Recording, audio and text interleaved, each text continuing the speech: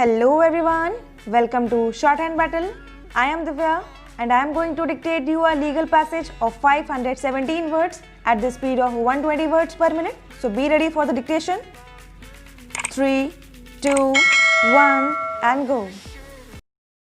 In the present case, it is not in dispute that the authorized controller was appointed by the state government in exercise of the powers under sections 57 and 58 of the Universities Act, and since then he has been holding charge of the Committee of Management of the college. It is also not in dispute that neither the registrar at any point of time during this period nor the authorized controller either took any steps or made any efforts to hold the election of office bearers of the Committee of Management. Further, it is also not in dispute that the registrar, insofar as the questions that fall for our consideration are concerned, was authorized to call a meeting of the general body of such society for electing such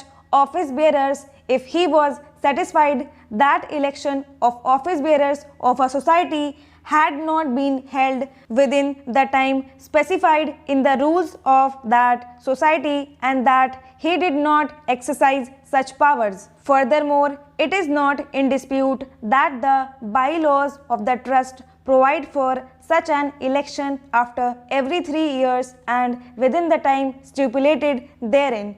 The time to hold elections after expiry of the term of the last elected body got over long back, that is before 1988, and at no point of time did the registrar make any effort or exercised his powers conferred under subsection 2 of section 25 of the Act 1860 to call a meeting of the general body for electing office bearers of the Committee of Management as contemplated therein. As is evident from the referral order, the division bench was of the view that so long as section 25 clause 2 of the Societies Registration Act 1860 existed on the statute book, no mandamus could have been issued by the court directing any authority other than registrar to hold elections of registered societies. It was further observed that a mandamus so issued would be contrary to law. It is based upon the said conclusions that the first question has been framed for our consideration.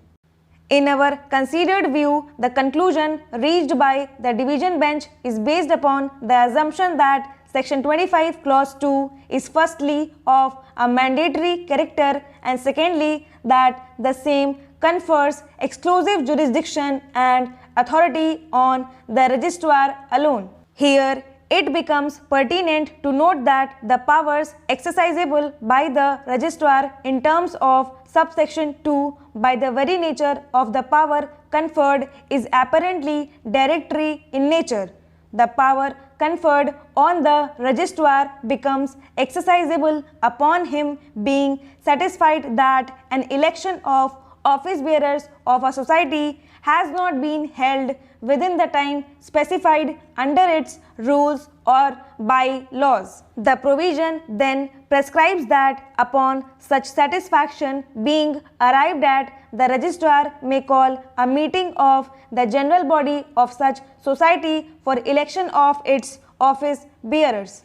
It becomes further relevant to note that all further actions that the registrar takes from this point onwards has to be in accordance with the provisions of the rules of the society relating to meetings and elections. Stop.